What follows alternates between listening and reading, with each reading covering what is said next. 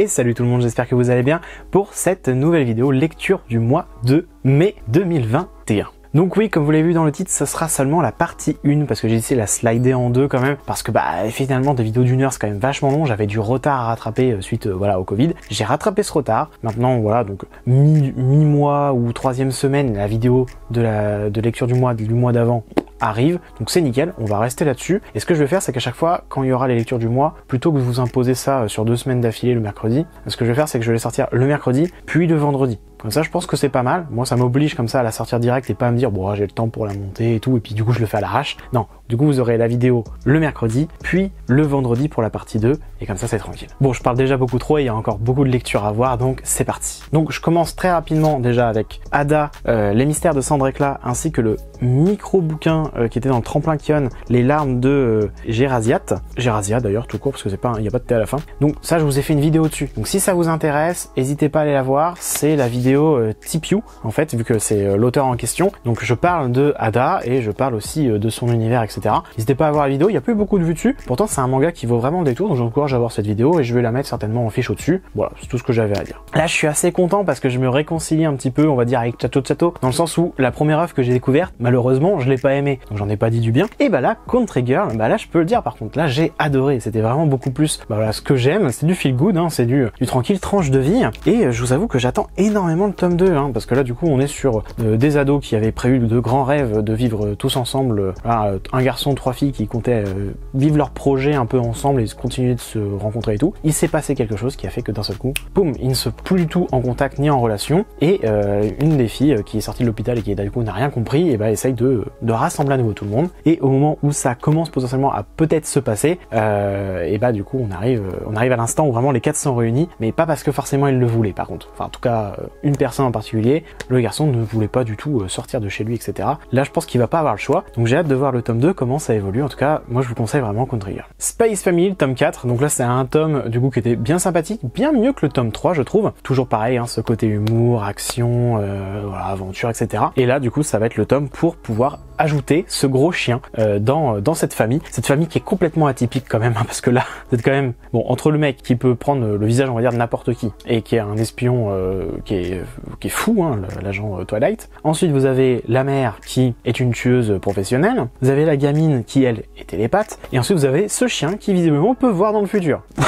C'est qui le 5e? Voilà, donc bon, c'est une histoire qui est juste sympa, comique. Il n'y a pas grand chose qui se passe finalement, mais ça reste, voilà, j'aime bien le lire, c'est un petit plaisir. Faut voir sur le tome 5, c'est vrai qu'avec le tome 3 j'étais pas sûr de continuer la série, et finalement je suis bien content d'avoir pris ce tome 4 et j'attendrai le tome 5 pour le lire aussi. Le tome 3 de Natsuko no Sake. Bon, hormis mon désagréable ressenti sur cette jaquette au toucher plus médiocre que ses prédécesseurs quand c'était seulement Vega depuis le rachat de Dupuis, hormis ça impacte pas le contenu qui est toujours aussi bon pour ma part. Ce qui est toujours aussi cool, c'est que vous avez toujours le vocabulaire ici, je vous le mets ici, mais vous avez un vocabulaire pour suivre un petit peu tout ce qui se passe dans cette histoire ou vous faire des rappels, ce qui est très bien pour moi parce que déjà que j'oublie les noms, alors je peux vous assurer que tout ce qui est vu en vocabulaire là-dedans, je l'oublie très très vite. Donc c'est très très bien ce petit lexique qui est d'ailleurs au début mais à la fin aussi du manga. Il y en a un autre parce qu'il y a tellement de mots qui sont vus et c'est toujours sur l'apprentissage de comment on fait du saké en fait, tout simplement.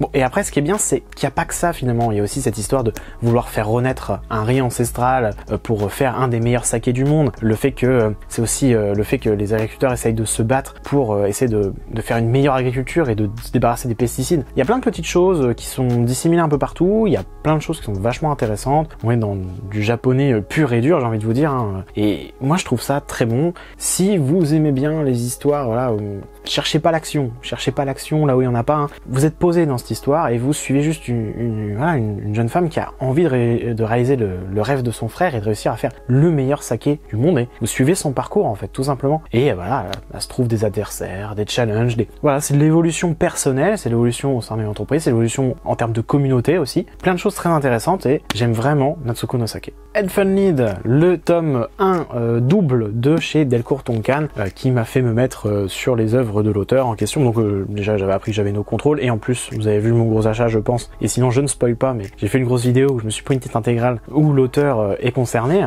et si vous ne savez pas quoi, bah pareil, je vous encourage à aller voir cette petite vidéo qui est assez courte mine de rien. Et sinon, et ben c'était très cool, sauf que bon on sait pas trop, mais il y a une gamine surpuissante littéralement qui a des fils autour d'elle qui sont pas perceptibles en fait, et qui la protège littéralement, hein, ça découpe des membres etc. Elle n'est pas toute seule à être comme ça. C'est marrant parce que ça m'a fait penser à Dragon Ball à un moment, parce que au début elle est ultra violente, elle arrive à s'échapper, elle saute dans la mer, et visiblement elle s'est cognée, ce qui fait qu'en fait elle ne se souvient plus de qui elle est, du coup elle n'est plus du tout agressive. Bon, ça m'a rappelé Sangoku, hein, quand il est arrivé sur Terre, il se prend un coup et il a plus du tout, il se prend un coup pas direct en plus, mais il était ultra violent, et puis quand il est tombé, qu'il s'est cogné la tête, il était plus du tout violent. Et là c'est un peu ça, du coup elle a une double personnalité, des fois elle redevient méchante, et puis des fois elle est à nouveau gentille, et au milieu de ça, il y a juste des gens lambda qui la voient comme une gamine normale et qui essayent de l'aider avec des quiproquos etc. Enfin bon, c'était une très bonne approche, c'est un manga que j'ai beaucoup apprécié, et j'attends le tome 2 pour pareil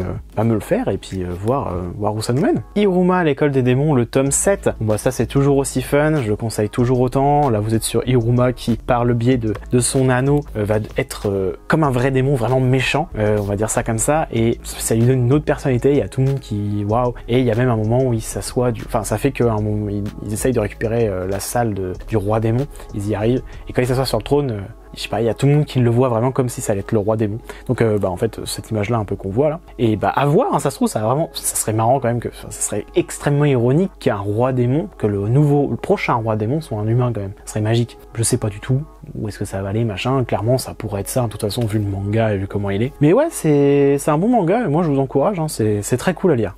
Les Black Clover, alors pourquoi les Black Clover? Parce que j'ai d'un côté le tome 27 et d'un autre côté le tome 6 du spin-off, donc le dernier tome de la série pour le spin-off en tout cas. Très cool parce que ça s'attarde pas forcément sur du combat, dans le sens où le spin-off va s'attarder sur la fin du combat déjà, et le fait que on comprend un peu plus on va dire Yami, sur comment il a fonctionné, et surtout sur ce qu'il essaye parce qu'il se souvient de choses en fait, et il fait en sorte que les événements du coup se repassent de la même manière pour quand il était gamin, pour que rien ne change, vraiment rien ne change. Et en fait c'est marrant parce que du coup en fait ils étaient potes avec Asta quand il était jeune, enfin dans son futur, quand il était jeune, avant de revenir dans son passé, de tout oublier, du coup de plus vraiment être potes. Mais on comprend, enfin je sais que c'est un spin-off et que du coup c'est pas forcément canon, pour autant on comprend cette facilité qu'a Yami à faire confiance à Asta. Il lui fait confiance parce qu'au bout d'un moment il a récupéré ses souvenirs en fait, et Asta a vécu avec Yami le truc. Yami lui fait 100% confiance, il sait qu'il se relèvera toujours. Donc ça c'est très cool, et c'est ce qui s'était passé dans le tome 26 justement, où Asta, j'ai besoin de toi, et il se relève, il fait oui capitaine, et il savait qu'il avait besoin de lui, il savait que Asta répondrait présent. Je trouve ça génial, ça donne une sorte d'explication on va dire à leur comportement entre les deux, et à comment Yami a peut-être avec Asta machin. J'y vais peut-être trop loin, mais en tout cas c'était un plus qui était intéressant mais pas obligatoire. Par contre pour ce tome 27 c'était fantastique, c'était fou. Bien, de toute façon j'évite aussi quand même de trop, j'aimerais éviter de trop vous spoiler maintenant dans les mangas, donc voilà, donc j'essaye de pas trop en dire, mais ici on va comprendre la relation entre Asta et son démon, et aussi envers leur mère, on va dire ça comme ça, parce que du coup on apprend des choses sur la mère d'Asta. Il s'avère que sa mère vivait toute seule parce qu'en fait elle récupérait l'énergie magique des gens, c'était un passif on va dire de ce qu'elle est, et en fait on comprend pourquoi Asta n'a aucun pouvoir en fait, parce que quand il est né, elle lui a bouffé toute son énergie magique, elle n'en avait plus. Voilà, explication parfaite. Et je m'arrêterai là parce que j'ai pas envie d'en dire plus, mais c'est rien que ce truc là, ça explique plein de choses d'un coup, et c'est très cool de l'avoir expliqué, parce que je pensais qu'on aurait peut-être possiblement jamais d'explication là-dessus. On en a eu une, je m'y attendais pas. Je trouve que l'explication, elle est ultra cohérente. Et j'ai beaucoup aimé l'explication, j'ai beaucoup aimé le flashback avec sa mère, parce qu'il y en a un quand même qui est vachement important. Et cette histoire de vice-capitaine qui est là, et qui du coup est un démon, un démon avec lui, ils ont une relation différente de démons, parce que pour le coup, comme pour le clan, ils asservissent leurs démons, alors que avec Asta c'est pas ça qu'il veut faire. Et voilà, il se passe des choses. Asta, c'est Asta, et du coup forcément il va essayer d'en faire son pote quoi, le démon.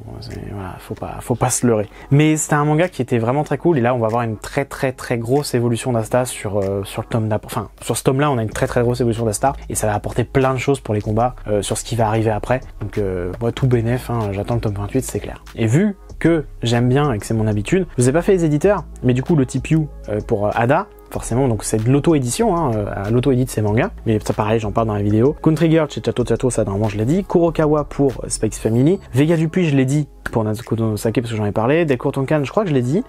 C'était Nobi Nobi pardon pour Iruma, et c'est Kaze pour Black Clover. Et on passe chez Meian avec le tome 5 de The Unwanted Undead Adventurer. Un tome qui était pas fou pour le coup, celui-ci. Ce qui se passe, c'est que voilà, il fait sa quête. Il y a un mec chelou qui le voit et qui du coup lui dit hey, je vais avoir besoin de tes services. Ok, soit, c'est une famille riche, il y va. Il y a un labyrinthe chelou, en plein milieu il y a une meuf. Et du coup il s'assoit pour prendre le thé. Voilà. Je vous ai résumé le bouquin ultra rapidement, j'en ai bien conscience. Et mais parce qu'en fait, il n'y a pas excessivement de matière dans celui-ci. Je me doute que c'est pour préparer autre chose, il n'y a pas de souci. Mais bon, c'était pas le tome de la série, et pourtant c'est quand même un manga que j'aime particulièrement quand même, et là pour le coup c'était pas fou. Voilà. On enchaîne avec Grand Blue que je vais délaisser, hein, clairement je vais pas juste m'acheter le manga pour vous en dire du mal à chaque fois, ça sert pas à grand chose. Le tome 3 sera donc certainement le dernier, il y a peu de chances que je me prenne le tome 4, enfin en tout cas de mes propres moyens. Voilà, ça boit en permanence, voilà, ils font du tennis à un moment, et la meilleure manière qu'ils ont d'essayer de faire perdre l'équipe adverse, c'est de les faire picoler pour qu'ils soient bourrés, pour pas qu'ils puissent jouer. Bon bah si vous voulez. Ça tourne autour de la boisson, c'est pas un humour qui me fait rire, personnellement je pense pas qu'il y ait boire autant et se retrouver à terre et pas pouvoir faire grand chose. Je pense pas que ce soit un truc qui soit spécialement drôle personnellement, mais c'est que mon avis. Il y a des gens que ça fait rire, il y a pas de souci, j'ai aucun problème avec ça, mais moi c'est vraiment pas mon humour. Donc c'est dommage parce que c'était considéré comme la plus grosse comédie du siècle limite, en entendant un peu les personnes qui en parlaient sur internet, et moi je suis juste extrêmement déçu parce que c'est pas drôle, mais à mon point de vue c'est pas drôle. Et on passe sur le nouvel éditeur Mangetsu avec Aoashi. Donc on va dire que les mangas de foot tombent très bien en ce moment, parce qu'entre celui-là et Blue Lock, et de mémoire c'est l'Euro en ce moment. Bon, je suis pas du tout le foot, mais c'est des choses dont on entend forcément parler vu que c'est un sport ultra populaire. Il tombe très très bien effectivement. Eux ils vont marcher. Alors, entre l'animé qui arrive pour celui-ci et en plus Aoashi il est parti dans les top 10 des meilleurs mangas vendus au Japon, je crois. Il est arrivé dans le top 10. Je crois que c'est ça, il est arrivé dans le top 10 des mangas les plus vendus. Je sais pas si c'est que Japon ou c'est dans le monde, mais il est arrivé dans le top 10, ce qui est quand même assez exceptionnel. Donc Mangetsu se met très très bien, je pense, avec cette série, et puis tant mieux pour eux, parce que c'est un bon truc. Et moi, je suis assez content parce que ça va pas me réconcilier avec le foot, naturellement, et j'ai pas envie d'y jouer, j'aime pas le regarder, ça m'intéresse pas, mais ça me fait plaisir de me dire que, effectivement, comme on le dit toujours, on peut être intéressé ou non par un sujet, si un manga est bien écrit, bien traité, il vous intéresse quand même. Et effectivement, Aoashi m'a plu.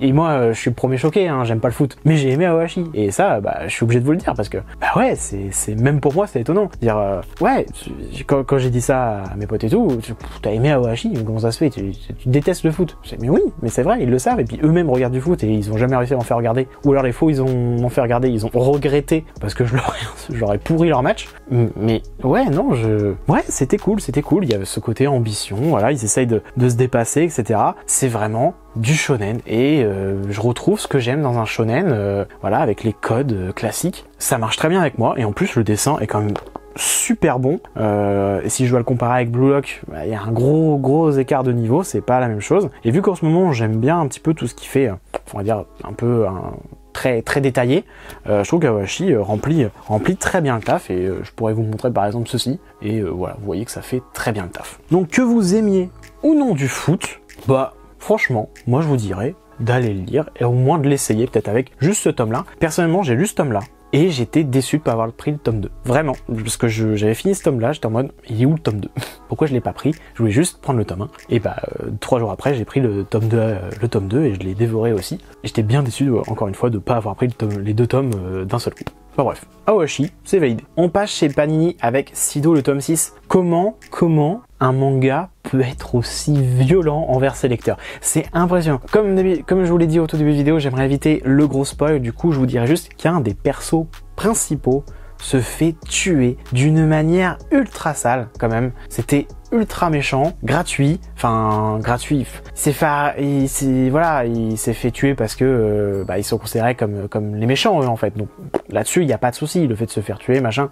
OK. Le problème c'est que la personne qui tue en question qui le tue, non, ça veut dire que ouais, moi ça m'a bousillé le cerveau, j'étais vraiment en colère, comme les autres persos du coup sont ultra en colère et du coup ont une nouvelle quête, on va dire le venger, et je m'attendais pas à ce retournement de situation, on va dire. J'ai adoré, j'étais énervé avec eux, donc c'est que ça a bien fonctionné aussi. Donc Sido, toujours aussi entraînant, et c'est génial. Eden, le tome 2, donc le manga continue, enfin le manga continue, le tome 2 était sorti directement, mais pour moi il continue dans le sens où j'avais pas directement acheté le tome 2, et je l'ai pris seulement un peu plus tard. Je l'ai lu, et ouais, bah je reste toujours un petit peu perplexe, je sais pas encore si c'est un manga que je vais continuer. On a beaucoup de bastons, même, enfin de combats, on va dire ça comme ça plutôt, et même limite un peu psychologique, avec des réflexions sur les placements, avec de la stratégie, mais que je trouve pas forcément ultra folle non plus. Ils sont entre les deux, entre de l'action ultra bourrin et de la stratégie en même temps. J'ai l'impression qu'ils savent pas trop où se positionner, et en même temps on les suit dans ces combats, et enfin, c'est pour leur survie en fait, mais on n'arrive pas trop à savoir vraiment ce qu'ils sont et pourquoi ils font ça. C'est plus du mercenaire, et ouais, on a un micro flashback sur un des persos, mais par exemple c'est juste pour expliquer pourquoi il va être déçu le chapitre d'après sur un truc. Donc il vous amène un flashback juste avant quelque chose, et c'est un flashback qui dure 10 pages en plus. Et je sais pas, j'ai l'impression que c'est vraiment le truc pour justifier qu'il va être triste ou qu'il va s'énerver ou s'emporter. Ouais, je trouve ça très facile en fait comme manière de fonctionner. Et c'est pas quelque chose qui m'a plu déjà, c'est un truc qui m'avait déçu un peu dans le manga. Donc je sais pas, je suis un peu perplexe. J'ai pas passé un mauvais moment de lecture, clairement, je l'ai lu et j'ai plutôt bien apprécié. Mais en même temps, je me pose des questions que je devrais pas me poser. Donc c'est qu'il y a des problèmes peut-être en termes de rythme ou voilà. Je sais pas si je continuerai, je vous avoue, je sais pas si je continuerai. Mais c'est vrai que le tome 1 m'avait vendu, on va dire, plus de rêves que ce tome 2. On passe chez Pika avec du Clamp ici avec Sakura chose de cartes, donc Clear Card Arc, toujours aussi chiant à dire. Le manga, et voilà, pour moi c'est toujours aussi plaisant, c'est de la nostalgie pure et dure, ça fait plaisir de revoir Sakura tout simplement, ça fait plaisir de la suite dans une nouvelle aventure, c'est pas l'aventure du siècle, mais bon, c'est toujours sympa. Le truc c'est que ça peut durer très longtemps, hein. Le mec en question remonte le temps à chaque fois que Sakura commence à comprendre qui il est, et tant qu'elle aura pas fait la carte qu'il veut, ça va durer comme ça, et en plus ça crée 3 cartes par tome à chaque fois. Bon, après c'est parce que ses pouvoirs sont en train de grandir. Bon, ça peut devenir très vite répétitif, ça fait déjà 2 ou 3 tomes que c'est comme ça, mais à chaque fois il y a un petit truc de scénario qui fait que c'est toujours très intéressant à suivre. Enfin, pour moi, encore une fois, pour les fans, je pense, de Sakura, ça fait plaisir. Pour les autres, pour ceux qui aiment bien Clamp en général, mais qui sont pas attachés personnellement à Sakura, je suis pas sûr forcément que ce soit un manga qui va faire plaisir. Moi, ça me fait plaisir de suivre cette aventure. Je comprendrais parfaitement que ce soit pas le cas du tout pour la majorité. Mais moi, tant que je me régale, il n'y a pas de souci. Chobit, le tome 7, donc toujours du Clamp, et ça fait toujours plaisir de voir autant de Clamp déjà. Voilà, le robot se rend compte vraiment, enfin le Chobit en question, donc Shi, se rend compte vraiment que c'est Hideki dans l'amoureuse. Hideki lui-même commence à se poser les bonnes questions aussi sur sa relation avec Chi. C'est un robot, mais est-ce que c'est finalement important? Et en même temps, ça pose plein de questions de société, hein, entre les relations humain-robot. Qu'est-ce qui est le plus réel finalement? Est-ce qu'un robot n'a pas de sentiments parce que c'est un robot? Ou est-ce qu'au contraire, il peut quand même en avoir? C'est plein de questions comme ça qui sont posées. C'est intéressant parce que ça pose la question de l'âme, etc. C'est des questions, je trouve, qui sont vachement en avance sur leur temps. Aujourd'hui, c'est des questions qu'on va se poser tout naturellement et qu'on commence déjà à avoir en réflexion. Je vous parle de ça de manière très sérieuse parce que c'est dans mon domaine, vu que je travaille dans l'informatique, et c'est un domaine qui m'intéresse beaucoup. Et je trouve que ce manga, au niveau de l'époque où il était écrit, était vachement en avance sur sa réflexion, on va dire. Je trouve que c'est vraiment un très bon manga et qui, en fait, est aujourd'hui d'actualité. Rien que pour ça, déjà, ouais, foncez. Kaguya-sama, Love is War. Bon, c'est toujours au point mort pour les deux, il y en a aucun qui a gagné, il y en a aucun qui a déçu. On va dire que leur relation avance, et je vous mets des guillemets parce que, bon, allez, on va dire qu'il y a eu un petit rapprochement de compréhension des deux. Bon, allez, si on veut. Dans tous les cas, moi je rigole bien avec ce manga. Je prends du plaisir à le lire, clairement. Les situations qui sont totalement, mais what the fuck, ils se font du mal, mais pour rien. J'ai l'impression qu'il va y avoir un running gag sur certains scénarios qui va revenir tous les tomes ou tous les 2 tomes, et j'ai envie de dire pourquoi pas, parce que pour l'instant ils sont bien maîtrisés, ça va pas déranger de revoir la même scène, on va dire, mais avec d'autres personnages ou d'autres problématiques. C'était marrant, et ouais, je serais prêt à en voir d'autres. Donc pour l'instant, ces cases répétées, ces chapitres répétés, ces running gags ne sont pas saoulants. Et pourtant, il y en a qu'on va avoir déjà revu 3 ou 4 fois. Bah ok, bah ça passe très bien, c'est bien écrit, donc j'ai pas de problème avec ça. Donc Kaguya-sama, c'est toujours bien pour moi. Beastars, le tome 16 chez Kion. Donc on passe chez Kion. Beastars, comment vous dire, mais c'est toujours aussi excellent en fait. Enfin voilà quoi. Donc lisez Beastars quoi. Voilà. Qu'est-ce que vous voulez que je dise d'autre? Ça fait depuis que j'ai ouvert la chaîne qu'à chaque fois qu'il y a un tome de Beastars, je vous dis lisez-le parce que j'ai l'impression qu'il n'y a pas assez de lecteurs de ce manga. Donc allez-y, j'ai même pas envie d'en parler vraiment parce que sinon j'ai l'impression de vous spoiler. On est déjà au tome 16, on est proche de la fin. Il y a tout le monde qui parle de gros mangas shonen et tout qui sont en une vingtaine de tomes. Ça parle énormément de Promised Neverland, de Demon Slayer et tout. Et lui alors, lui, Beastars, s'il vous plaît. Non vraiment, je vous jure, si lisez Beastars, enfin, c'est fou comme histoire. Alors, on va encore me dire l'anthropomorphisme, mais dites-vous une chose, si vous avez vu du Disney quand vous étiez gosse, vous n'aurez aucun problème avec Beastars.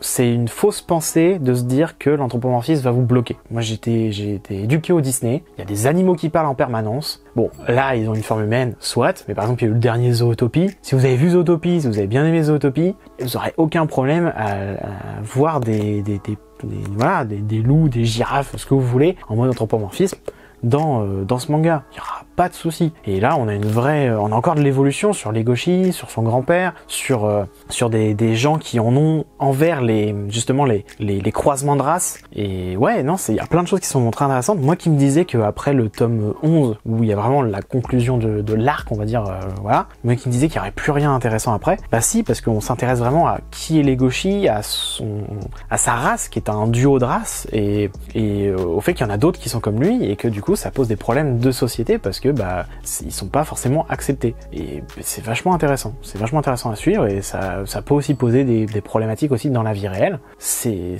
intéressant. Voilà, c'est super intéressant, c'est bien écrit, c'est bien développé. On fait très facilement de parallèles avec le monde réel. On comprend très vite où il veut en venir en termes de sous-texte. C'est vraiment bien Beastars. Lisez Beastars, s'il vous plaît. Voilà, tout simplement. Les carnets de l'apothicaire, le tome 3 déjà. Comment vous dire? Il y a beaucoup de gens qui disaient que ça serait pas forcément fou. Enfin, en tout cas, je vous parle d'internet en généralité, du style, ouais, encore un manga pas fou, etc. C'est un shoujo, etc. Déjà, c'est pas un shoujo, je vous l'ai déjà dit plusieurs fois, mais encore une fois, c'est pas un shoujo. Et en plus, dernièrement, il y a eu des chiffres, et en fait, ça se vend carrément bien au Japon. Hein. Il y a des putains de ventes, ils sont au tome 9, je crois, un truc dans le genre. Si je dis pas de bêtises, je suis pas sûr de moi à 100%. Et moi, je vous dirais de foncer maintenant avant qu'il y ait plus de tomes et que potentiellement il y a un animé qui fasse qu'il y ait une grosse hype autour, etc. Mettez-vous-y avant, il n'y a pas de souci. Et vous allez voir que c'est vachement plus intéressant qu'il n'y paraît, même si ça se passe dans le palais royal avec principalement des filles et tout. Il y a toutes ces stratégies internes avec les dames, on va dire les poisons, les relations toxiques, etc. Il y a plein de choses super intéressantes et c'est beaucoup plus complexe qu'il n'y paraît. Et bon, c'est pas un shonen non plus, c'est plus un seinen limite, hein, si vous vouliez vous situer en termes de ces trois catégories principales. Mais ouais, c'est un bon manga qui est pas encore assez connu et qui mériterait d'être découvert un petit peu plus, je pense. Aria, le tome 6, il arrive seulement maintenant, hein, parce que je l'ai lu un tout petit peu plus tard, et bon, bah, moi c'est pas un souci, hein. C'est toujours mon petit manga que je lis après beaucoup de choses, donc dites-vous que là, tous les mangas que je vais vous présenter sur la partie 1 et 2, bah, je vais sûrement l'avoir lu sur la fin, comme ça me fait, voilà, me prendre un grand air frais, et c'est vraiment ça, Aria, c'est faire passer, voilà, un bon moment de kiff, juste posé et tout. C'est un des plus feel good, je pense, de tranches de vie que j'ai dans ma mangatech, parce que lui, il va juste vous faire sentir bien à la fin avec un petit sourire et vous allez juste vous sentir apaisé. Voilà, parce qu'il n'y a pas d'action, il n'y a pas de complications, vous n'allez pas pleurer dessus non plus. Voilà, il n'y a pas de la grosse romance ni rien, donc il n'y a pas de relation, on va dire, compliquée. C'est juste, voilà, vous êtes souriant à la fin. Donc, moi j'ai le tome 7 à lire aussi. Ça va déjà être le dernier tome. Et le seul truc que j'aurai à dire à la limite, c'est que normalement, logiquement, je mets des guillemets, c'est censé être une édition qui va être pas en gros tirage. Et normalement, une fois que ça sera épuisé, ils sont pas censés en retirer. Il y avait une condition à ça, c'est que si la série se vendait très bien, ils allaient en réimprimer en permanence, et c'est ce qu'ils ont fait avec le tome 1, ils l'ont réimprimé une fois, mais depuis, les stocks de mémoire ne sont jamais passés à 0 encore, sur les tomes 2, 3, 4, 5, 6. Je pense pas qu'ils fassent de retirage une fois qu'il y en aura plus du tout. Donc ça peut être intéressant si vous vous posiez la question de est-ce que je commence ou non cette série, pourquoi pas de les prendre assez rapidement, on va dire, pour pas vous faire coiffer à la fin, quoi. Et voilà, cette partie 1 est terminée, j'espère qu'elle vous aura plu. En tout cas, c'est qu'à n'hésitez pas à laisser un petit commentaire, partager, liker la vidéo et à vous abonner si c'est pas encore fait. Et moi, je vous dis à très bientôt et à vendredi surtout. Portez-vous bien. Salut!